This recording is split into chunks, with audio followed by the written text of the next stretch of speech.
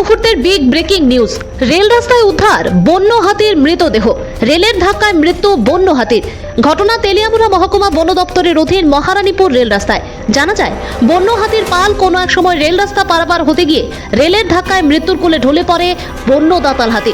শনিবার সকালে ঘটনার খবর পেয়ে ঘটনাস্থলে ছুটে আসে তেলিয়ামুড়া বন দপ্তরের কর্মীরা। ঘটনাস্থলে মানুষজনদের ভিড়। বনকর্মীরা মৃত বন্য হাতির ঘটনাস্থলকে চারিদিকে ব্যারিকেড করে রাখে তদন্তের স্বার্থে। মৃত বন্য হাতিটিকে দেখতে দৌড়ঝাঁপ শুরু মানুষজনদের। ঘটনাস্থলে মানুষজন সহ বনকর্মী সূত্রে খবর, মৃত হাতিটিকে দেখতে বন্য হাতির পাল ঘটনাস্থলের আশপাশ এলাকার জঙ্গলে জমাট বেঁধে রয়েছে। যে কোনো মুহূর্তে বন্য হাতির পাল ঘটনাস্থলে ছুটে আসতে পারে বলে খবর। বন্য হাতির মৃত্যুর ঘটনায় চাঞ্চল্য গোটা এলাকায়।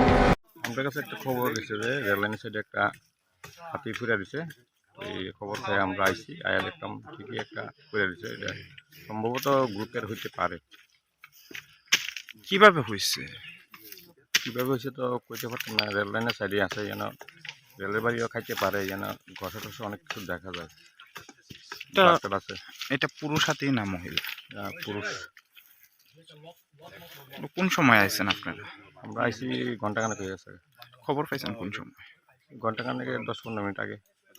কি মনে করতেছেন, রাতের ট্রেনে দেখা না?